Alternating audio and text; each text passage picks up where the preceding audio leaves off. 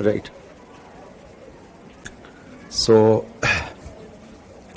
सबसे पहले क्लास के बिगनिंग में मैं आप लोगों से बात करना चाहूँगा कि जो बिहार बीपीएससी का जो अभी 67वीं का पेपर हुआ, उसमें क्वेश्चन के ट्रेंड्स, क्वेश्चन की प्रवृत्ति में काफ़ी परिवर्तन था, बहुत चेंज थे। जो पुराने एग्ज़ाम हुआ करते थे, आप देखते होंगे इनिशियल स्टेज से अभी तक का, वो एक बहुत ही बड़ा परिवर्तन क्वेश्चन पेपर के विश्लेषण से मुझे लगा।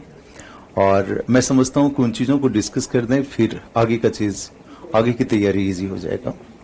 मैं इस चीज़ को यहाँ लाता हूँ, फिर अब देखेंगे कि वो चीज़ आप लोगों के लिए बेहतर हो जाएगा। ऐसा लगेगा कि वो चीज़ हमारे बहुत ही कॉम्पैक्ट एरिया में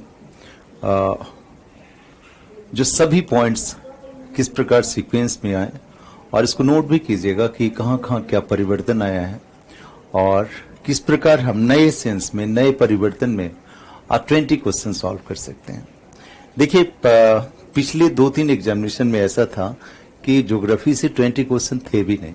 मैं हमेशा मिशन लेके चलता था 2020 का, तो कुछ वर्ष पहले, करीब 5-6 वर्ष पहले देखा करते थे कि geography question sufficient amount number में होते थे। इस बार के क्वेश्चन में हमने देखा कि एग्जैक्टली 21 क्वेश्चन ज्योग्राफी से हैं, और जो ज्योग्राफी जानता है वो इस एरिया में किसी भी कैंडिडेट से बेहतर कर सकता है और एज ले सकता है। जहां पे डिफिकल्ट क्वेश्चन है वहां पे उसका पहुंच हो जाएगा। तो मैं उन चीजों को लाता हूं कि ये परिवर्तन कहां कहां पे था। इन चीजों को नोट भी कीजिएगा और उसके अनुसार क्या पॉलिसी हो, क्या आपकी स्ट्रेटजी हो, किस प्रकार सॉल्व कर सकते हैं, वहां पे जाके अब बचे हुए दिन में हम फोकस करेंगे। ठीक है। सबसे पहले देखिए कि जो परिवर्तन था वो परिवर्तन था मैपिंग में। आप पहले के जितने भी क्वेश्चन देखे होंगे वहां पे मैपिंग से क्वेश्चन नहीं के बराबर था, या फिर मैपिंग से क्वेश्चन भी था तो जी के टाइप का था। सपोज मरियाना ट्रेंच है या कोई माउंट एवरेस्ट है, कंचनजुंगा है, इस तरह का इंफॉर्मेटिव क्वेश्चन था। उसमें कोई कॉन्सेप्चुअल चीजें नहीं जुड़ी हुई थी।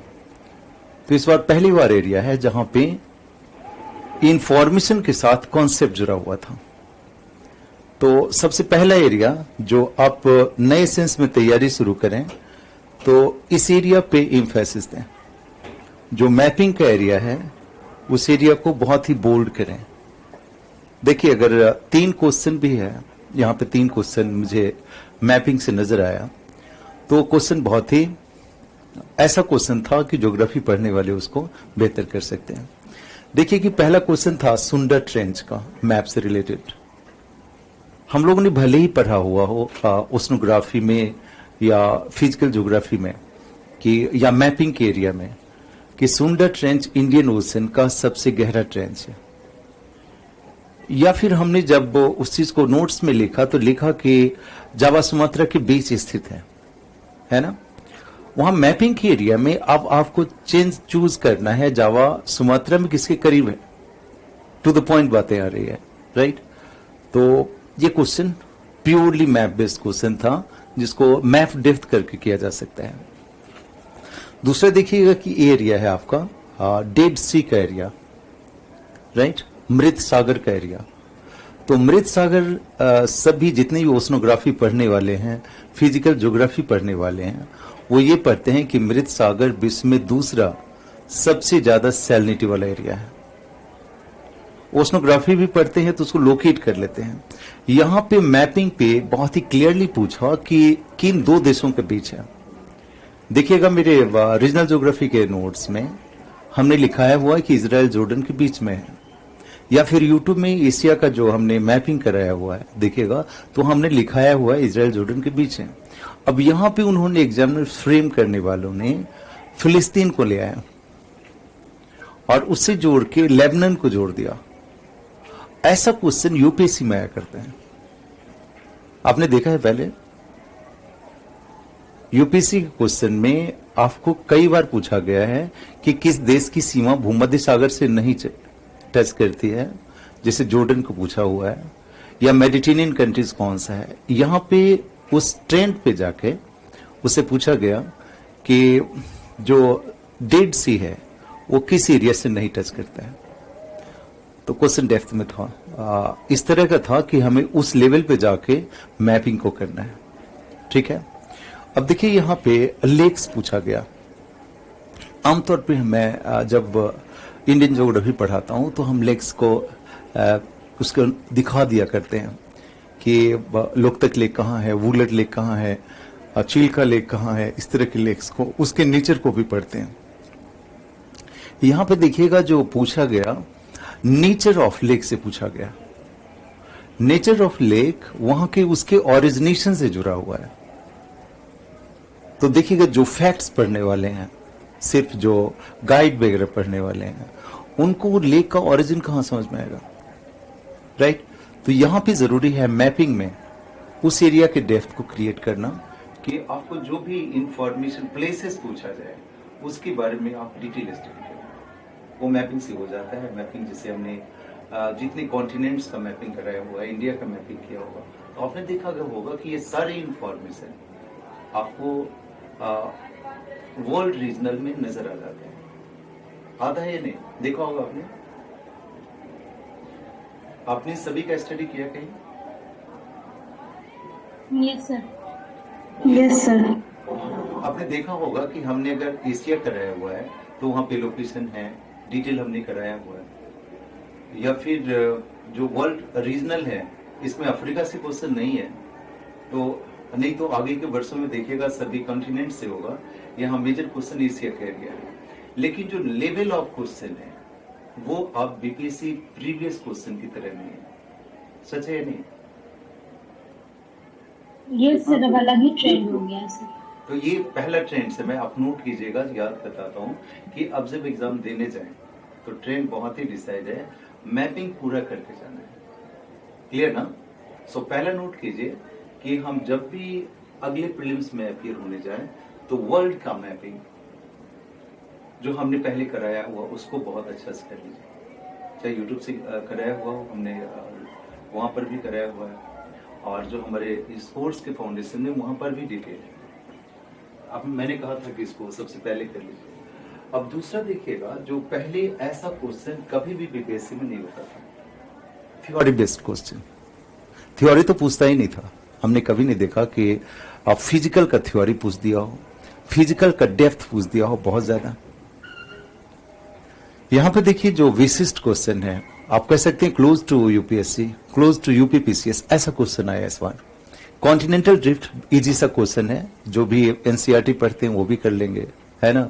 या जो भी जीएस का फाउंडेशन कोर्स भी होता है, बेसिक होता है, तो उसमें हम डिस्कस कर लेते हैं,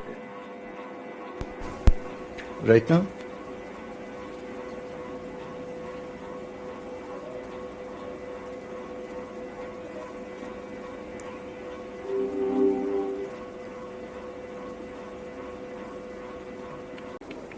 एनीवे, मैं फिर आना चाहता हूं कि प्रिपरेशन के लिए जो चीज जरूरी है कि हमने पहला चीज डिसाइड किया कि मैपिंग को सही से कर लेना है। और मैं आपको बताता हूं, आप ऑप्शनल के लिए भी बताता हूं और जो जीएस के लिए भी बताता हूं, मैपिंग को बिल्कुल जितनी कमांड कर सकते हैं, जितनी परफेक्शन कर सकते हैं उसको कीजिए, वो हमेशा मदद करेगा। सो फर्स्ट एरिया हमने डिसाइड किया कि हमारा जो मैपिंग सेक्शन है वो A1 हो जाए, राइट। ऐसा एरिया इसमें कोई गलती ना हो, हमारा कोई भी एरिया इस तरह का इसमें कोई प्रॉब्लम ना आए। थ्योरी बेस्ड क्वेश्चन में बताता हूं कि कॉन्टिनेंटल ड्रिफ्ट जो एनसीईआरटी पढ़ता है या फिर बेसिक कोचिंग्स में भी कोई पढ़ते हैं, तो कॉन्टिनेंटल ड्रिफ्ट की चर्चा हमेशा हो जाती है, तो ये गलत नहीं होना है। अब यहाँ पे इस एरिया से सभी को प्रॉब्लम हुआ, जब कुछ क्वेश्चन तो सबके सॉल्व के लिए होता ही है। अब जैसे एस्कर है, तो एस्कर आपको टफ पूछा गया। एस्कर का जो दायरा था वो बिहार बीपीएससी का कभी नहीं था। एस्कर से जो क्वेश्चन थे वो ऐसे थे जिसमें उसको डेप्थ तक जानकारी हो, एस्कर का फॉर्मेशन, एस्कर का मटेरियल और उसकी जो लोकेशन है या ग्लेशियर के मूवमेंट में, उन सभी की जानकारी हो तो ग्लेशियर करेक्ट होगा। ठीक है, तो यहाँ पे दूसरी चीज देखिएगा, जो पिछले जितने भी वर्षों के क्वेश्चन होते थे वहां पे फिजिकल ज्योग्राफी का क्वेश्चन नहीं होता था ऐसा, अगर कोई महासागरीय तरंग वगैरह भी है तो नाम होता था, लोकेशन होता था, ऐसे क्वेश्चन बिल्कुल नहीं थे। तो फिजिकल ज्योग्राफी जहाँ पे हम लोग पढ़ रहे हैं, उन चीजों को पढ़ा हुआ है, तो उसको वर्डली करेक्टली उसको पढ़ना है। यस कर देखो, जैसे देखो हमारा कोरियलिस फोर्स है, तो कोरियलिस फोर्स से तो जितनी तरह के क्वेश्चन बना लिया जाए बन जाएगा, समझ रहे हैं। कोरियलिस फोर्स अभी नाम दिया, उस चीज से जोड़ के पूछा किससे संबंधित है, फिर भी वो टाफी क्वेश्चन था जो जनरली ज्योग्राफी डेप्थ से नहीं पढ़े हैं। कोरियलिस फोर्स से बड़ी डेप्थ जाके क्वेश्चन पूछा जा सकता है, ठीक है।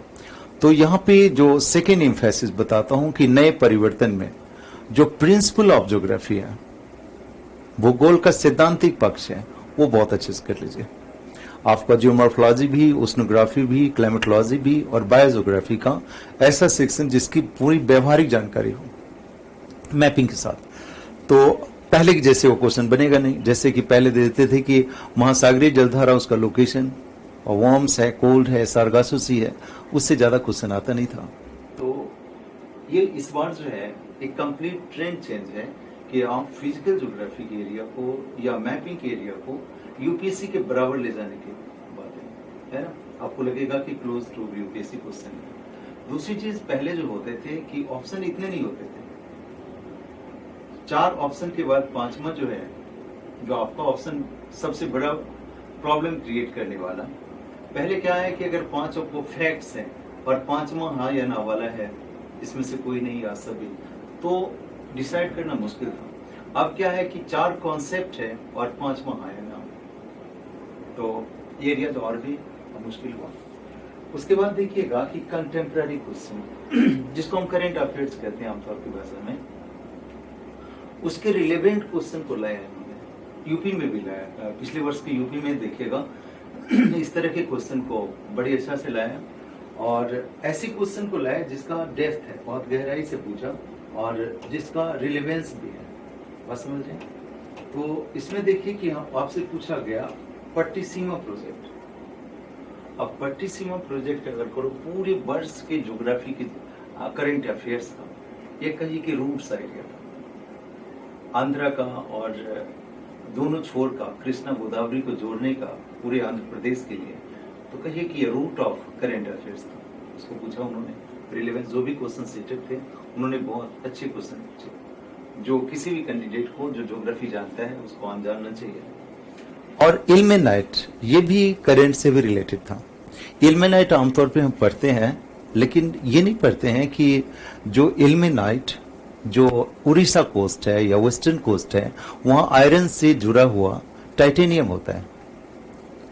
तो इन चीजों को ओवरलुक कर जाते हैं। तो इन दोनों चीज को अगर मिनरल्स भी पूछा, लोकेशन भी पूछा करंट से रिलेटेड, तो उसको डेप्थ ले जाकर पूछा। तो मैं ये बता रहा हूं कि मुझे भी लगा, जितना फील किया हूं इसलिए मैं आपको बता रहा हूं कि बिहार बीपीएससी का जो क्वेश्चन पहले हुआ करता था उससे कहीं आगे ले गया, ये ट्रेंड को बहुत अपग्रेड किया, राइट ना। तो इन चीजों को ध्यान दीजिएगा। अब की तैयारी में अब अगर आप नेक्स्ट अटेम्प्ट देने जा रहे हैं, आपके पास 40 दिन के बाद, तो इन एरिया को पक्का करके जाएं। मैपिंग का एरिया, प्रिंसिपल ऑफ ज्योग्राफी का एरिया, और ये जो आपका एरिया है कंटेम्प्रेरी है, ज्योग्राफिकली इंफॉर्मेशन कहीं भी उस वर्ष का है। अब पट्टिसीमा प्रोजेक्ट तो आपको एनसीईआरटी में नहीं मिलेगा, ज्योग्राफी की बड़ी से बड़ी बुक में नहीं मिलेगा, राइट ना। लेकिन अगर वर्ष का करंट अफेयर्स कहीं किया हुआ है तो उन चीजों से बन जाएगा। या फिर आपको टाइटेनियम का हिस्सा है, तो भारत में जो जितने भी नए मिनरल्स की खोज है या उस पर जो ध्यान दिया जा रहा है, उसके लिए आपको मिलेगा area. Instrument based question geography का जियोडेसी है। अब जियोडेसी वही कर पाएगा जो ज्योग्राफिकल थॉट तक गया, ज्योग्राफी के जो ज्योग्राफिकल चिंतन है उसका एनेक्सिमेंडर को पढ़ा होगा, जो कहते हैं कि एरिटोस्थनीज को पढ़ा होगा, जो प्रारंभिक ज्योग्राफी है उस एरिया को पढ़ा होगा, जियोडेसी की समझ आ जाएगी, ठीक है। हालांकि ये चीजें बेसिक चीजें सबको आना चाहिए, ठीक है। अब देखिएगा बिहार रिलेटेड क्वेश्चन, उन्होंने ट्रेडिशनल नहीं, ट्रेडिशनल बहुत कम क्वेश्चन थे, जैसे मिनरल्स था, गया का एरिया था, या झारखंड के मेजर मिनरल्स एरिया का था। उन्होंने एग्रो क्लाइमेटिक रीजन ले जाकर पूछा, यानी कि इस क्वेश्चन में देखिएगा कि उन्होंने उन चीजों को आंकने की कोशिश किया जो कैंडिडेट एग्जाम देने जा रहा है उसे मेंस तक के चीजें तैयार है या नहीं, मेंस जज की चीजों को देखा हुआ है या नहीं। तो एग्रोक्लाइमेटिक रीजन जो है उसमें अब इसमें देखिए जो मैंने ऐसे चर्चा कर दिया था, तो नॉर्थ वेस्टर्न रीजन है वहाँ पे बहुत सारे क्लाइमेटिक जो स्टेट डिस्ट्रिक्ट्स आते हैं बिहार के उसको उन्होंने टारगेट किया, राइट। लेकिन उन्होंने मूल चीज जो मेजर एरिया है उसको ही पूछा। तो लास्ट एरिया देखिएगा, एक ऐसा क्वेश्चन जहां पे यूपीएससी की तरह कैंडिडेट को उलझाने वाला, आप कह सकते हैं कि एक प्योरली कैंडिडेट को चुनने वाला कि कहां तक थॉट जा सकता है व्यक्ति का। सीमेंट इंडस्ट्री का रॉ मटेरियल सभी जानते हैं, क्लास 10 में भी पढ़ते हैं, 11-12 में भी पढ़ते हैं, 11 और 12 में पढ़ते हैं। तो देखिएगा एनसीईआरटी बुक में भी चर्चा है या पहले क्वेश्चन पूछा भी हुआ है। तो देखिएगा सीमेंट इंडस्ट्री का रॉ मटेरियल लाइमस्टोन भी होता है, सिलिका भी होता है, कोल भी होता है और आपको जिप्सम भी होता है। जिप्सम उसको हार्ड बनाता है, कम समय में जमने में मदद करता है। लेकिन जो मेजर कॉन्स्टिट्यूएंट होता है जिससे सीमेंट इंडस्ट्री की शुरुआत की वहां पे, वो है लाइमस्टोन, राइट ना। तो जो सीमेंट इंडस्ट्री को बहुत अच्छा से पढ़ा हो, सीमेंट के बनाने की प्रक्रिया को पढ़ा हो, एनसीईआरटी में भी ऐसा नहीं कि वो प्रक्रिया नहीं है, उन चीजों को जब गहराई से समझता हो तो क्वेश्चन बना पाएगा। तो आज की क्लास में मैंने समझा कि इन चीजों को बता दिया जाए जो आप आने वाले एग्जामिनेशन दे रहे हैं, जो प्रीलिम से बैठने जा रहे हैं। तो ये जो मेरा एनालिसिस है आपको मदद करेगा कि आप उतनी गहराई तक जाके इस एरिया को कर लें तो क्वेश्चन गलत नहीं होगा। देखिए अगर 20 क्वेश्चन है तो उसका प्रोपोर्शन ये होता है कि आपको 6 क्वेश्चन बन जाएगा, श्योरली बन जाएगा। वो फैक्ट्स होते हैं या बहुत ही इजी क्वेश्चन होते हैं। ऐसा क्वेश्चन होता है जो सब कैंडिडेट आराम से कर सकता है। 6 क्वेश्चन के बाद जब बढ़ते हैं ना तो ये सारे एरिया का डेप्थ क्रिएट होता है, राइट। उसमें 12 क्वेश्चन 14 क्वेश्चन जो कर लिया वो एवरेज से बहुत ऊपर है। और जो ज्योग्राफी जानता है वो करीब 15 to 18 क्वेश्चन जरूर कर लेगा, फिर गलती नहीं होगी, वो बाहर जाने की कोई बात ही नहीं है। तो ज्योग्राफी जो इस कोर्स का हिस्सा है या ज्योग्राफी को बहुत अच्छा समझा है, तो मैं मानता हूँ कि मेरे कैंडिडेट जो भी जुड़े हुए हैं उनको 18 जरूर करना चाहिए। 20 तो बहुत एक्सेप्शनल होता है, मैं हमेशा नहीं कहूँगा कि आप 20 की 20 जरूर कर लेंगे, लेकिन 18 मिनिमम कर पाए। इन चीज़ों के द्वारा फिर से जब प्रीलिम्स अनाउंस होगा तो मेजर हिस्सा पे आएंगे, इस तरह के फॉर्मेट पे आएंगे कि उन चीज़ों को डिस्कस कर लें कि मैक्सिमम ज्योग्राफी जीएस का जो पक्ष है उन पक्षों की चर्चा हो जाए और जहाँ जहाँ मेजर एरिया है ज्योग्राफी का फिर उन चीज़ों को आप कर लें, ठीक है। तो इसलिए किया कि अभी का जो प्रीलिम्स है वो खत्म हो गया, उसका कोई वैल्यू नहीं है। आपने 110 भी किया हो, 12 भी किया हो, कोई बात नहीं। और जो आने वाले प्रीलिम्स हैं उसमें आपके स्कोर 110 से ज़्यादा हो जाए तो फिर मेंस लिखने का अवसर मिलेगा, राइट। तो इन चीज़ों को मैं चेंज करता हूँ। आप इस तरह प्रीलिम्स तैयार करें कि सभी कैंडिडेट मेंस लिखने योग्य हो जाए, ठीक है। तो इस सेक्शन को मैं चेंज करता हूँ।